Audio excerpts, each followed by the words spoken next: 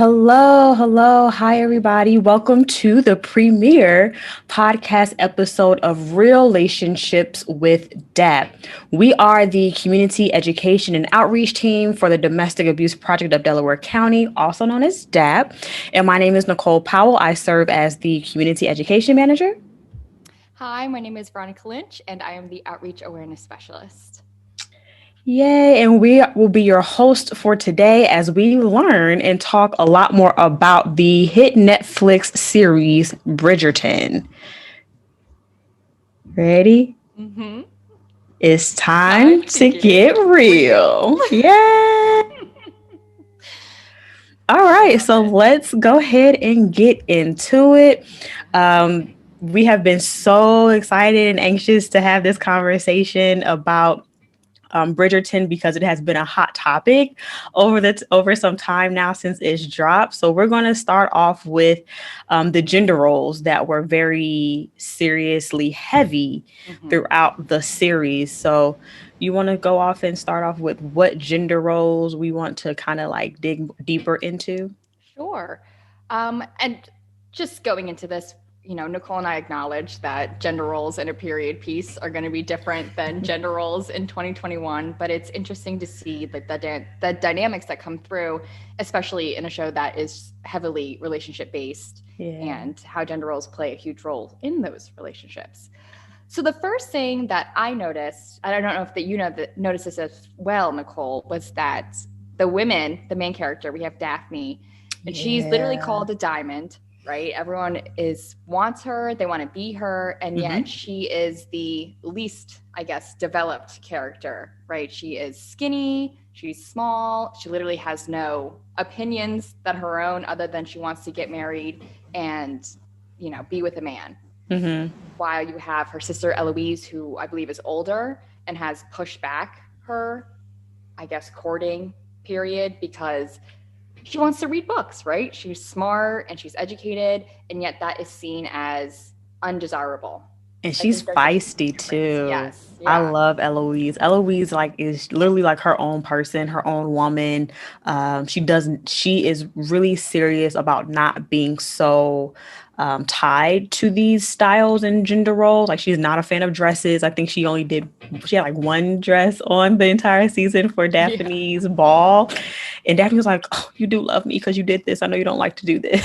Right. And there's even like tension between the two of them because they are such opposites, where it seems as though Eloise almost resents Daphne because she isn't really her own person. But that is Yeah. seen as the picture of attractiveness. It's this Yeah. quiet girl. Yeah. And I think Daphne also kind of admires Eloise for her Mm-hmm. being her own woman and not subscribing to what society says she should do or how she should look Exactly. throughout that time period. So again, we are like Veronica said, like we're aware that Yeah. gender roles do not look like or sound like or feel like what they do now. Yeah. But there were still again like very strong gender roles in that moment Mm-hmm. with these two sisters with two completely different personalities, clearly two different perspectives, and most importantly, two different types of goals and desires out of life. Like you said, Daphne wants to be married and have children. Eloise is like, you go ahead. Yeah. Yeah. And then you also have Eloise's friendship with Penelope, who, Penelope's left in the corner, right? Because she doesn't look like the other girls. Right? She is like heavier, right? Her hair is, I think that's the biggest thing. You have like these physical features of like bright red Yeah. hair, Yeah. and she wears like bright colors, while Yeah. Daphne is literally more subdued. She is smaller. Her clothes aren't bright, they are like more subtle. So it's interesting to see those physical differences and as well as like personality differences. Yeah, I agree because Penelope's one of like what three sisters, Yes, yeah. and they all I think bring something different. However, Penelope, fortunately, of the Featheringtons, oh these last names, I know. Penelope seems to be that one that actually shines because you don't really see the other two develop throughout the series, which isn't a No. bad thing because you're so focused on the Bridgerton family, right? But Penelope, even though she doesn't physically appear as like I guess the most appealing is what you want to Yeah. say. Female, she's still the most vibrant and important in that Mm-hmm. period, or at least out of that family. And I think they depend upon her more, even when they had, was it the cousin that lived with them?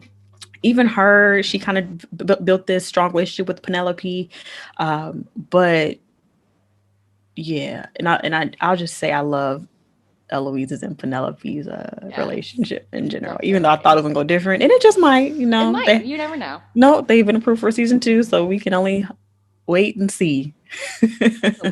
And with the sisters, or Penelope sisters, I always got like Cinderella stepsister vibes a little bit, right, from them. And I think they do that on purpose, right? You're not supposed to like them because they're supposed to be gossipy, and you're supposed to like the Bridgerton family because they're put together, they're classy, but they don't have the same like struggles, I guess, as the Featheringtons, who are literally having to grip onto social status by like their teeth.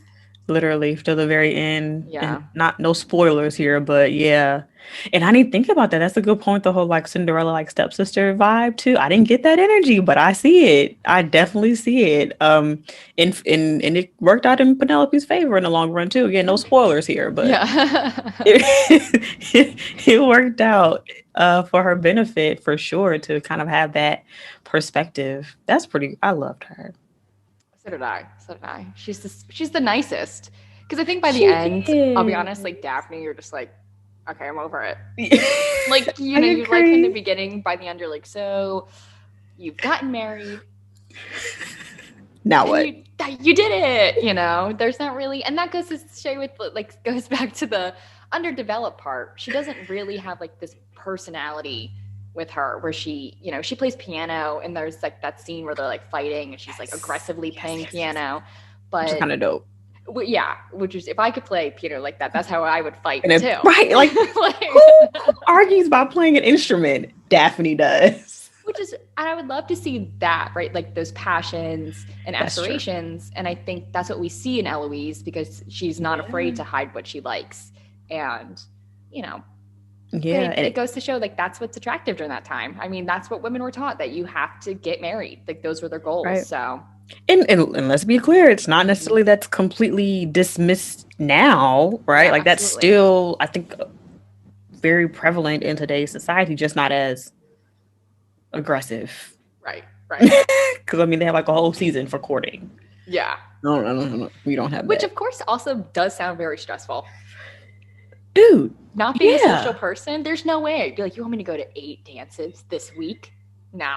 And did you notice like the tags they had on? Like, I don't even like. It's like a Rolodex of potential partners. That's too much for just seriously. Dating is hard enough, but whoa. And you definitely notice the pressures, I guess, for genders are different. Yeah. Where the girls are putting every single dime that they have, right, into a new dress for each event. And if you wore the same dress, like, that was unheard of. But the men show up in the same suits every week. If they wash it, right? Like, they look exactly the same, and yet women just have to, like, they are the ones that they do less work. You know what I mean? It's way easier just walk in a room and be like, well, I want that one.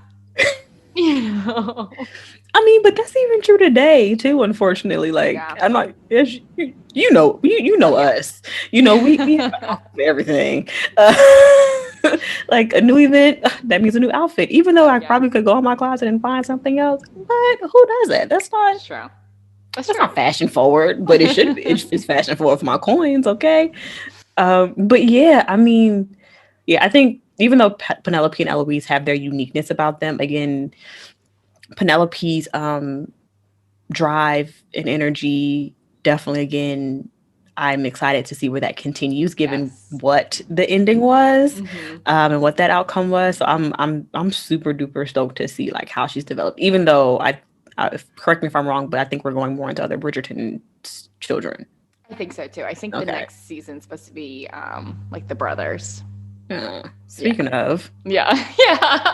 Perfect segue into the next topic, men. Male dominance is, I feel like, an understatement during this time period, right?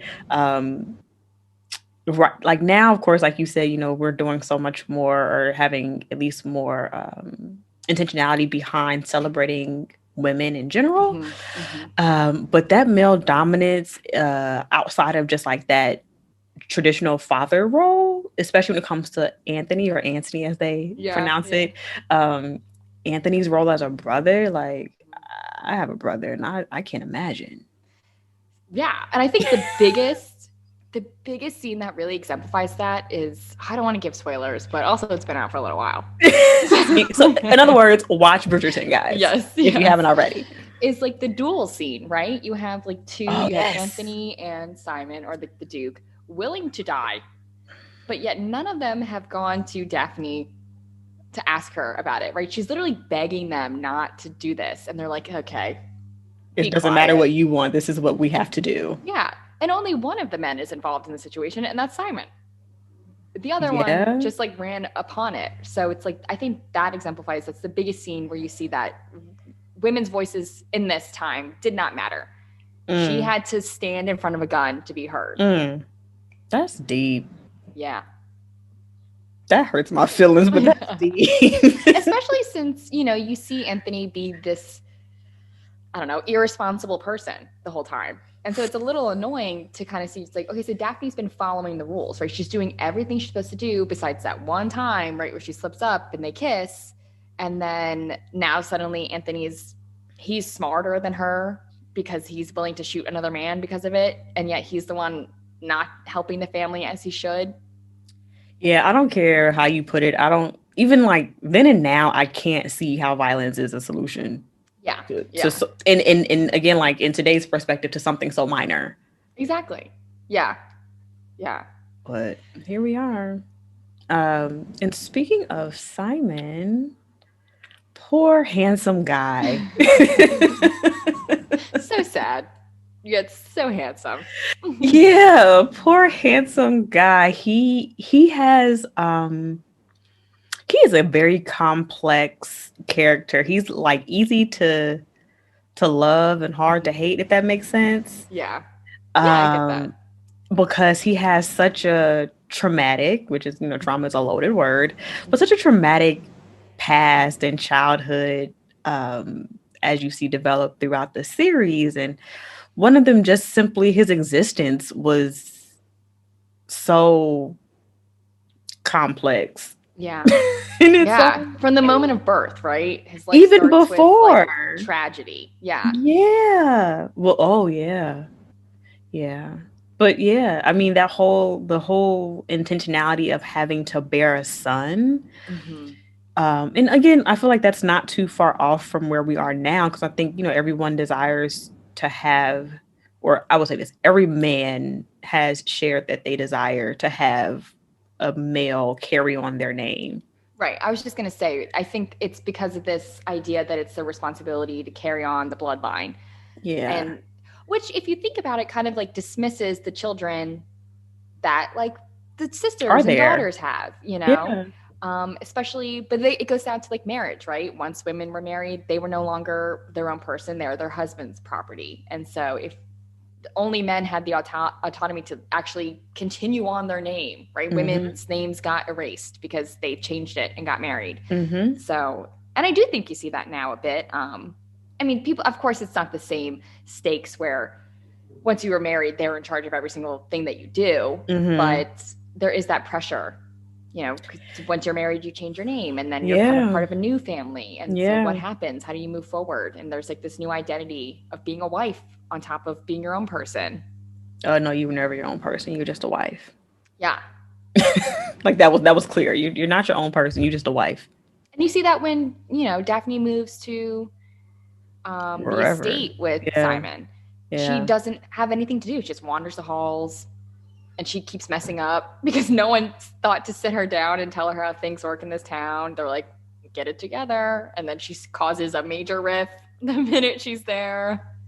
That sounds so familiar to recent conversations that have been had, about the royal family, unfortunately. Oh, yeah. But I digress. Yeah. But I think most importantly, as we talk about, childbearing and the birth of children, and the importance it is to have children, like that's like that. First of all, let's kind of rewind a little bit too. Like that's just a a thing you have to do as a woman, Mm-hmm, right? Is mm-hmm. to not only get married but also bear children, and not only to bear children, but you have to bear a male Right. child as well, right? And if it's not a male, and unfortunately, Simon's father was like, "It was not a boy. Who cares?" Yeah. But a huge part of what we do at the Domestic Abuse Project and what we try to educate on too, which was really pivotal in this series, was the relationship between Simon and his dad, Mm-hmm. which we can't say they didn't have one, because they did. It was just a very tumultuous relationship, Mm-hmm. to the point where when his father was on his deathbed, the Duke of Hastings, his like Simon made it clear that their relationship was so toxic that he refused to bear a child as a result Right. of. Right. What do you think about that? And like even just their relationship as in general kind of playing out in the series. I mean, right, you said it's so sad because you see the scenes where Simon just wants his dad to like acknowledge him as That's it. a person, right? That's A it. small Yeah. compliment here and there would have probably been very nice, but he just didn't want to be so dismissed. And then you see that right on the deathbed, he says, "I will never bear a child." But I do think it's interesting. It's not that he's afraid to bear a child because of the dangers of birth for the person that he loves. It's because of this. It's like, this is my problem, and he'll never bring it up. But again, it's about me. It's about him. It's not about, his mom did die giving birth. So you would think that might play a little role in it. I don't know. That never really got brought up. Yeah. Yeah. But But think about it though. Like we understand domestic violence to be, an unhealthy use of power through controlling behaviors. And mm-hmm. so it's Simon saying that to his dad. It's like, okay, I'm taking back this power that you Yeah. stole from me throughout my childhood. And that power is me ensuring that your name and your legacy will never live on because of how awful you are. And I can't say too that he didn't also, I agree that I'm shocked he didn't have a concern about his wife bearing a Yeah. child, but which should be a concern. But also, I think he may have been concerned too that he didn't want to be the father that his father was. Oh, absolutely. And you have the opportunity to not be. I think Mm-hmm. again, like a question we oftentimes discuss in our trainings here is the fact that like, do children outgrow the effects of living in a domestic Mm-hmm. violent home? And it's like it's a yay or nay type of situation, like yes or Right. no, but essentially no, but not as you may think, not a matter of them becoming abusive or being Exactly. victimized. It's a matter of whether or not they decide to not be abusive or be victims of domestic violence or show those same behaviors. It can be either for the good or the bad. And so I think that was him regaining his power Mm-hmm. over his father in the most interesting way possible. Yeah, I was gonna say maybe not the healthiest, Yeah. right? Like a sit down conversation, but right. And I think that's so true because there's still a stigma around domestic violence, and Yeah. we talk about this all day, every day. So this is just Hmm. easy for us. No, there's nothing anyone can tell us that we haven't heard, and we would never Right. judge anyone for anything. For sure. But having these conversations, people get wary, and I think especially when children get brought up, Yeah. maybe because everyone worries about kids, but I think once people hear what kids have seen and they kind of see the effects on behavior, like whether or not they're acting out or they're aggressive, right? Because the feelings that they're having, they often write kids off, Yeah. and they kind of like, they're like, okay, well, this is you now, instead of like sitting down and working, because this is a horrible thing for anyone at any age to experience. So I think yeah, that goes into that cycle. They assume that they're automatically going to be the abuser, right? Because they've seen it, especially if they're boys. Right. That's the first label that they're going to put on boys, and that girls are going to be the ones who are victimized. And instead of sitting down and really breaking down what they've gone through and helping them through it. Right. Which is a service we do offer. No shame. That was not a shameless plug. Yeah. A major plug. Okay. Yeah, again, a big piece a lot of people may miss when it comes to domestic violence, like that keyword being domestic. So, like anyone who lives in the home, whether it be an intimate partner or a relative of some sort, and the verbal and emotional abuse that Simon endured from his father, like there was literally no affection, no "I love you."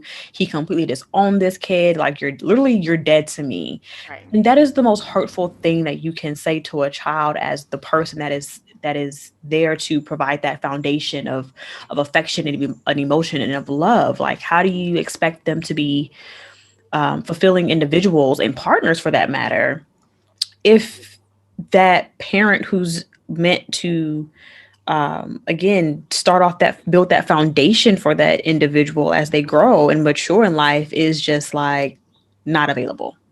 And I think too, you notice this in Bridgerton.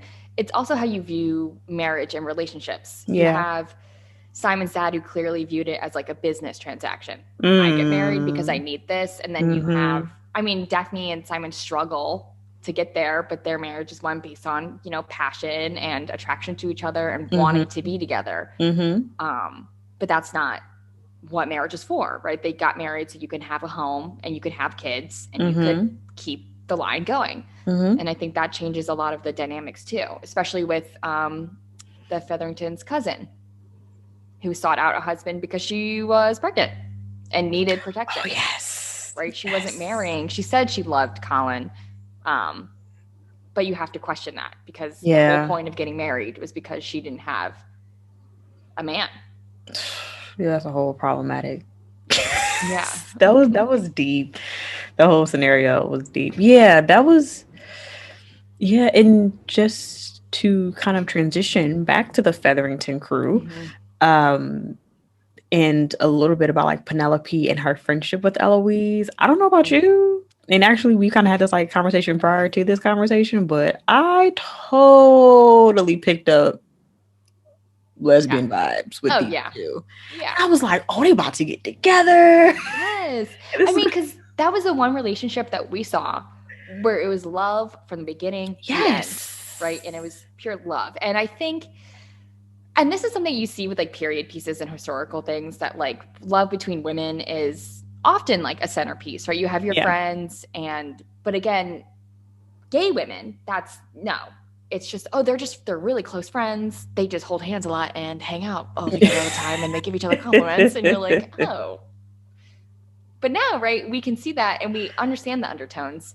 And I think because watching it in 2021, the stakes are a little less. You know, it's okay to be open and be with your girlfriend and be happy. Well, for them, like, that's not okay. No. So the only way to love each other is to be friends. Yeah. And I think that's a perfect point. Like, their relationship was pretty amazing and should have been a model for how everyone else should have conducted themselves in a relationship. Because I mean, they communicated well, they listened to each other, they shared how they felt. Because even when I think Penelope had gotten upset with Eloise, because I think Penelope had a crush on somebody, and Eloise kind of was like, "Girl, let it go." Yeah, I was like, "But no." But I mean, again, I think that's just a tall tale sign that they had more intimate feelings for each other. Yeah. And they were there to support each other, and they were also able to go back and say, you know what? I didn't handle that well. Right. That was the first apology that we saw that seemed genuine and didn't take like blood, sweat, and tears to come to. Right. You have Daphne and Simon who have these huge fights, and then they're off crying in separate rooms. And then it takes it's like pulling teeth to get them to sit down and be like, well, maybe I shouldn't have said that. Yeah. And then you have to wonder, are they going to get better? Right? Because what steps did we see be taken to improve any behavior besides, I mean, the children? Besides sex? Nothing. Yeah, they saw their problems with sex. You know, and I mean, that's the whole theme of the show, right? But that is a major theme. I don't know if it's the whole theme. That's a major theme I picked up on. Yeah, it definitely is a major theme throughout. Like, you can't miss it. I think it's literally in one of the first scenes. That's how you meet Anthony. So I'm pretty sure it's probably one of the last ones too. But whoa, it just like. So you just, again, like, there's no, I mean, there's like crying in the rain and, you know, then the passionate making out, but we know that it takes hard work. If there is conflict in a relationship and there are like power and control tactics, right, they often are in a cycle. We know that. If there's not work being done to, address any of the issues that are causing those behaviors, we know it's going to happen again. Right. Yeah. So it is interesting that Simon and Daphne are like the perfect couple, in quotes, because yet they're not. As we talk about and break it down, they're definitely not. The perfect couple we would identify would be Eloise and Penelope. Yes. Well, and even if you don't want to put like them in like as a couple, the perfect relationship, Exactly. right? Like it was so healthy Yeah. in its own right. And again, hopefully no spoiler, but even if you know how Eloise was trying to protect who Penelope comes out to be, Yeah. also kind of like gives a Well, shed some light on their oh love. yeah. You I would know, say that Eloise is obviously obsessed, right, with whoever, like with yeah, her investigation. yeah, And you get this sense that she admires, like, because right, she says the whole time, and it's a woman. yeah. So we only Oh see yes, Eloise show any sort of like feelings, whether that's friendship or, excitement, like admiration for women. mm-hmm. That's So true. Yeah. all the same signs point to, and if they just like snatch that from us later in the season that she doesn't come out, I would. That's horrible. Such a disservice. But I think that'll also be a great way to kind of bridge the gaps of like again today and then. Yeah, I agree. That'll be cool. All right. So another LGBT trans queer energy we picked up on, which is definitely, or at least it should not have been a secret to anybody. Yeah, If it no. was, look it over again. Go back and look at Bridgerton, check it out, because you'll see it like, oh yeah. Yeah. Benedict and I guess his name was Julian. The art teacher, art professor. But Yeah. poor Benedict, he's so sweet and He's my favorite. he is just like the gentle soul. Not he's so not yours. Artsy, he draws. Yeah, he's so like not your stereotypically aggressive male, Yeah. Yeah. which is appreciated. He's just really kind-hearted and sensitive in his own right. Hmm. And I appreciate that. But again, right, their whole relationship is sex too, because it's like erotic from the start, where you have like the art class, and you're like, oh, naked people. Oh Hi, what's your yeah. name? Like that's how they meet, and Yeah. then he's invited to his house later on. Yeah, and things get real fast. I mean, hey, they're adults, so Yeah, yeah, do your thing. Uh, but it's just unfortunate that sex is so huge, hmm but never discussed. oh yeah, ever. Why is that? Even in today's time, too. Like, let's be Yeah. real. Well, I think it makes people like, okay, right? Because it's so. I mean, let's just think about how we talk about sex in schools now, in education wise. Yeah, It's only about the bad things about sex, true. STDs, unplanned pregnancies, Yeah. and you know, that's it. Mm-hmm. None of the positives about intimacy, trust, like how to communicate. There's a lot of stuff about being pressured into sex that's like pushed on, like taught about in Mm-hmm. schools, but you don't learn any of like the good things that come out of it too. Yeah. So Like, there's how do you get pleasure out of this? Like, why is this exactly. a good thing? Why do people like it so much? Hmm. Um, how do you do it properly? And that's what you see with Simon and Daphne. And I think that has a huge like power dynamic that can Oh, be for sure. dangerous, because I don't think they have a huge age difference, I but don't there's this think huge emotional and like mental difference I where it's think almost like Daphne's a kid. I think the age difference only comes 'cause I think he's like closer friends to her brother Anthony, Hmm. and I think he's older. Yeah. Oh, another like I think it seems like male men get married older. Again, Yeah. And Daphne's like 18. yeah, so like Hmm. men wait till they're older because so they can kind of be wild and free at some point, Hmm. and then but women once they hit a certain well when girls hit like a certain age, like you have to be married and bear children. Right. But if Dang, they've had sex something. before that, they'll never get married. And yet men are allowed to go to brothels and possibly bring that to their new wives. Geez, some things just never change. Because again, like you can't say that still that thought process still isn't Oh, very much absolutely. prevalent today Absolutely. Right. that There's we're that trying to talk about break. like body count, right, with Oh people, gosh, yeah. And and oh, that. your biological clock is ticking. Hmm. Yeah. And even I've had talks with like students where I had students ask if it was okay to ask their partner about their body count. And I had to like be honest. I was like, well, it really depends why you're asking. Are you asking to determine if this person's good enough for you based on that number, or do you want to know for like sexual health and reasons? Right. You know, I was like, if it's to determine their worth as a person, I think we need to evaluate how we view Why? people, We- you know, and like what, like if you're trying to gain something because this person has a lower number, you know, and I think, yeah, and you see that with the opera singer. She can't get married to anyone really because she had sex with Anthony. But she's very sexually sought after. Mm-hmm. Yeah, Like but no one how asks does how she's doing. no, no, and even she makes it clear that Anthony has like very selfish motives. Right. And she's out here singing her lungs out every night, beautifully, looking amazing, doing it in a corset, no less. And people are going to look down at her because she's had sex. Yeah, I know. We this lack of conversation education around sex is disturbing, disheartening, unfortunate. Again, the fact that it's still something that happens today, because we're an education team, specifically prevention education. So we're looking to prevent, domestic violence and unhealthy relationships by educating and teaching in schools and even to professionals to identify signs, or even just adults, right?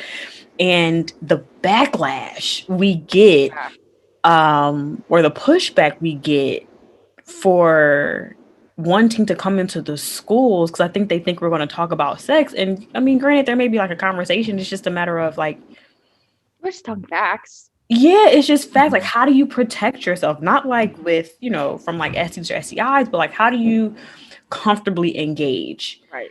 in such activities? Because like we're not like Sex in the City, telling tales or anything like that. Because, and I think people get wary about it as well because we do talk about like negatives, but we also talk about positives and like good things that come out of dating and like figuring out a new person, and that's exciting. And yeah, it definitely makes people think we're promoting. I know, I guess we're promoting healthy dating, but we don't shame anyone if they are having sex. Like if our student tells us that, we're like, okay, how do you stay safe? Are you comfortable with what you're doing? Does that person listen to you? Do you trust them with not only your feelings but with your body? And what can we work around that? How do you start that conversation? And again, is this that meant what you don't see in Bridgerton? Like, no one ever hides the fact that people are having sex. Right. It's just not talked about. But like in today's age, it's a matter of us, or people in general, mainly adults, kind of refusing to accept the fact that like their children are dating and are having sex. Like, let's be real. Seriously. Yeah. And if you don't want to accept it, like at least prepare them for when that opportunity does come or that time does come. You don't want them to go in blindsided, which was definitely something that happened throughout Bridgerton. Like when the Featherington's cousin was pregnant, like, oh my gosh, how did that happen? She's not pregnant. So like, what just happened? Is she sick? Right. And Penelope had to ask her, like, how did you get pregnant? And she said it was out of love, right? I guess it was just an allusion to sex.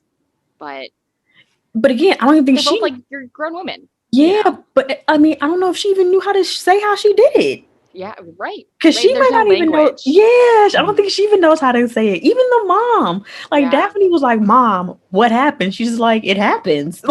Yeah, right. They just talk in circles. Which I think is like, it can be, because I think with other period pieces around like marriage and things like that, the language that's used to describe sex, especially with women, is that it's like, well, you just kind of have to like deal with it. Right? Like your husband wants to do it, you just grin and bear it and you hope it's over quick. You know, instead of being like, you're a part of this too, and you are deserving of feeling good just as much as the other person. And right when everything is just scary, of course people are not going to enjoy it. That you've honed it into them that they don't deserve to enjoy it, or if they do, then there's something wrong with them. Yeah, it doesn't. It's not. It seems like it's more of a burden or a task that has to be accomplished rather than something that you can actually enjoy. And clearly, right, Daphne's parents enjoyed it because there's like 8 of them. They like all pretend that there's like, oh, I just happened to get pregnant back to back to back to back to back. And I think her mom like alludes to the fact like, yeah, it's fun. Yeah, like it was kind of like, what are you getting married this quickly because you've done something? Okay, well, good. And like that's kind of it. Like the conversation kind of like ends there. I'm just like, well, what just happened? Right. It's like, okay, so let's avoid this scandal, but also like kudos. Like, because it can be, I mean, yeah, it is awkward to talk about sex with kids, especially when they're on like your own children. I don't have children, but even talking about like the students, the minute they even bring up like wanting to, like my middle schoolers bring up wanting to kiss, I'm like, oh, okay, great. Do it. Just Yeah. say I'm no. like, you just, yeah, Yeah. let's kiss at the park. No, but like that's what educators like us Yeah, are for, right? And you've heard me say it time and time again. Like I know, like when I was growing up, my parents made sure I had other people in my life to kind of right, talk to me if they didn't feel comfortable. And I hope that's what other people will do. Like, oh well, I'm not really ready for this conversation, or I don't think I have the language or the capacity to have this conversation with my child or young person. So let me just ask somebody else, or let's tag right. team, right? Let me educate myself first on how to have this conversation, or let's bring somebody else in so we can all kind of learn how to have this Right. conversation. It would definitely be, and I can just imagine, like, think for myself, like, if it was me and my kids, I would have to have, like, my friends and my Yeah. sister there. I'd be like, we're Oh, all going to do this. this Like, takes a village. yeah, Oh it yeah. could not be me. Oh yeah. Oh, yeah. I mean, just think about, like, and I don't know if people forget too, but when you're at that, like, when you're an adult, I guess it's easy to forget, like, Hmm. how curious you are as a kid about this stuff, and you want to know. And it's also scary. So you don't want to be the person to ask. And I think that too, when you see that with like Daphne, that's the biggest thing is like she doesn't even know how to ask, right? This has never even come up that this will be a thing that happens. And you only have Yeah. Simon teaching her even about her own body, right? Telling Yeah. her like what she should be doing when she's alone. Right. Right. And that's Yeah. something that's a personal experience. So to have that tied to another person Hmm. is kind of, I think it's not odd. Odd's not the right word, but It's kind of unfair and right, it's unrealistic too. right. But like you said, having that lack of knowledge and not having that conversation can be dangerous. And I Hmm. think that's what led to one of the most controversial conversations that I know I have had and had to rethink since was Simon and Daphne's encounter once she Right. actually learned the totality of Hmm. engaging in intimacy with her husband. Right. And the question was, is this considered to be rape? Right. Hmm. And I'm going to let you break down how we discussed sexual power and control in education and how this may align. Well, the first thing we know clearly right, if you have the word rape, if you're questioning that, we'll take that off the table for now. But we do Yeah. know for one thing, it is reproductive coercion, right? Some forcing someone to engage in an act that might result in a child without their consent. Mm-hmm. And this is the only time that we see those like power dynamics switch, right, with Mm-hmm. Daphne Mm-hmm. and Simon. And I think it's downplayed because it's Daphne doing it to Simon, Mm-hmm. where we're supposed to, I guess, be on her side because she feels as if she's been betrayed by him. Although it makes you question how much of it is his job to teach her basic things about childbearing, and then how much, So it's definitely reproductive coercion, and gender. It doesn't matter who's doing it to who. It's still the same, and it has effects. Clearly, it ruined their relationship for a little bit after that, and yet it Yeah. took, I guess, him asking for forgiveness. I don't remember. I don't really know how they get back together. I don't recall. But yeah, so we always break down, the two most quote unquote common forms of domestic violence, and so we always teach from a tool called the power and control wheel. Right. And on the outskirts of that power and control wheel, you see physical and sexual, but there's no like detail in terms of what Mm-hmm. entails physical and sexual. So we tend to break down physical as pretty obvious Things. things. Yeah. Yeah. But sexual be a little bit deeper because it's more Yeah. than just quote unquote rape or sexual assault. Like Veronica said, it's reproductive coercion, amongst other things, like the transmission of STDs and STIs is a Yeah. large part of sexual power and control as well. And so we don't, so we try to reframe it in a Mm-hmm. sense, because too, what I think posed a controversy was the fact that The male, Simon, was deemed to be the victim of this sexual assault, which is like unheard of. However, And yeah, go ahead. Oh, I was gonna say, like, if you also think about it, like, visually, like the setup, right? If you're talking about like power dynamic, that was the first time you ever see Daphne like literally on top. Mm-hmm. It's a control. Right. Or in a controlling position. Yeah. And she, he says no, right? We see that clearly. And yet she continues. And that is how we identify rape people. Exactly. Like if they say no. Right. But holistically speaking, we can also kind of frame it to the point where it's a double-edged sword here, right? So they were both at fault. We do not negate that he was sexually assaulted in this moment. Right. Okay. That remains to be accurate, and that's a fact. However, again, there were some false claims. Yeah. Right. I don't want to say false truths. But I will say false truths. Specific language, I think, is used. He doesn't like straight up, right? He says he won't have children, or he says he can't. Yes. Yeah, right, yes. Right. So he, as they marry again, they marry under the pretext that they will never be able or have the ability to reproduce. However, the truth behind that is, like we stated before, Simon refuses to reproduce for his own personal and valid reasons. And so Daphne was not privy to that. So he probably should have shared more of his history with his father. Right. But emotions and men and gender roles, it all ties together. In communication, Right. Yeah. I think so, like that whole breakdown, him not being fully forthcoming and truthful with his truth about having children. She was very forthcoming in saying, hey, I do want to have children. However, I understand that you cannot, and I'm still willing, out of love and lust, to marry you. Yeah. And when she found out that, this is how you have children, ooh. And right, goes to communication. Instead of approaching her husband, who she has said she loves and, cherishes dearly, she totally, just like you said, she breaks him. Yeah, she just takes it. So, I mean, we missed a couple steps. I think if we just, approached him, be like, so this is what I've heard about sex. You knew I didn't know that. What does that mean for us?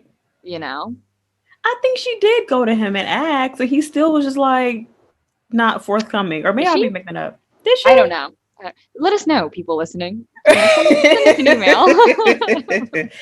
Comment on this if you're watching this on YouTube. Did she ask about? I don't remember. I know she asked one of the helpers in the house, but right, that's women to women, and they can talk about that stuff. Yeah, and a woman who's not related to her too. Again, mom didn't have the conversation. She had to go with somebody else who she knew would be honest with her. And that's only because they were all watching them have sex all over the house. So they were like, we know you're about to be pregnant. And she was like, what are you talking about? Right. So it wasn't even a conversation of like education. It said they're like, girl, like, you guys are busy. So I know there's a child coming sometime soon. Yeah. It just got to be.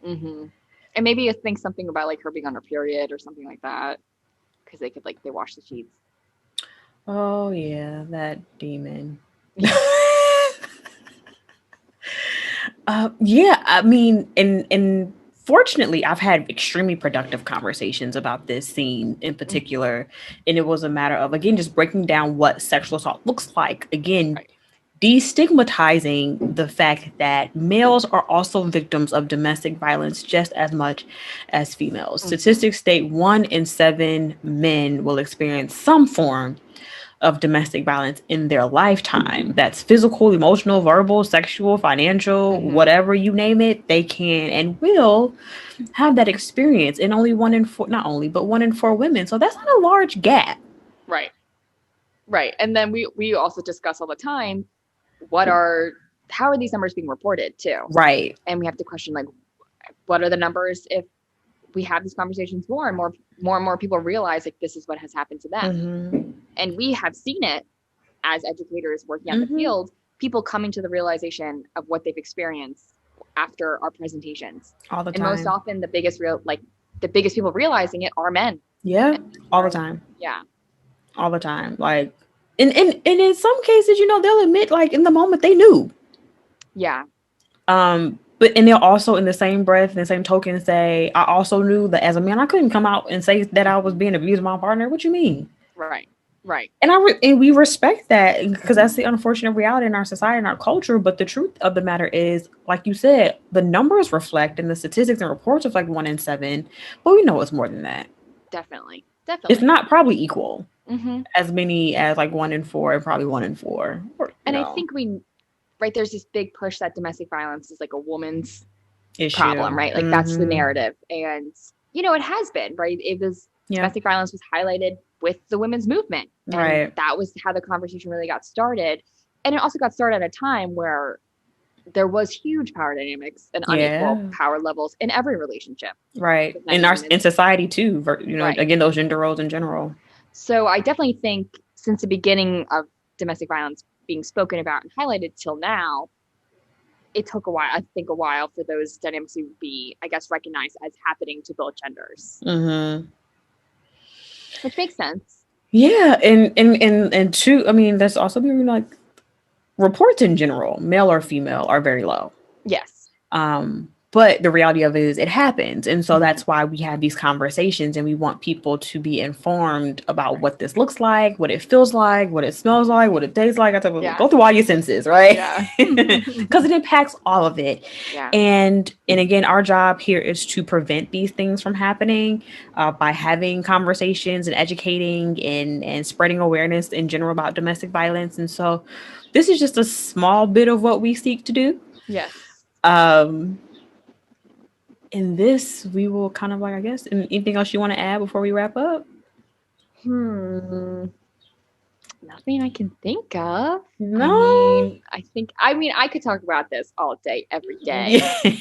So it's our job, of course. For real. Let me, I think when watching Bridgerton, we're not trying to keep anyone from enjoying it. Not at all. We loved it, and that's why we have to talk about it, because that's just like we like to ruin things for ourselves. But I think it's important to keep these things in mind, and when we're romanticizing certain behaviors, think about how they reflect in our real life, and if you have questions about it, you can always give us a call.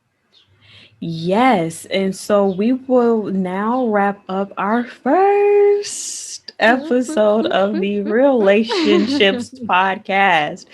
So thank you so much for joining us for this premiere episode of Relationships with DAP.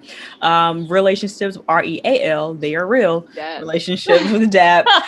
Catch us again in 2 weeks as we discuss Indigenous women and their experiences and perspectives of domestic violence. Please follow and subscribe on all social media platforms at DAP-Del-Co. That's DAP Del-Co.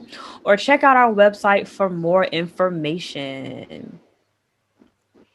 And if you have any questions and you want to seek any additional support, please, you can always give our 24/7 hotline a call. That number is 610-565-4590. It is a crisis hotline, but you can call anytime, any day to discuss anything on your mind, and we'll be here to support you. Yep. If you or someone you may know is experiencing any form of unhealthy relationship, feel free to give us a call. We'll be here. We are here to support you. At any point, you'll get a trained advocate, or either one of us actually too, right, on the hotline to help talk you through it. Hey.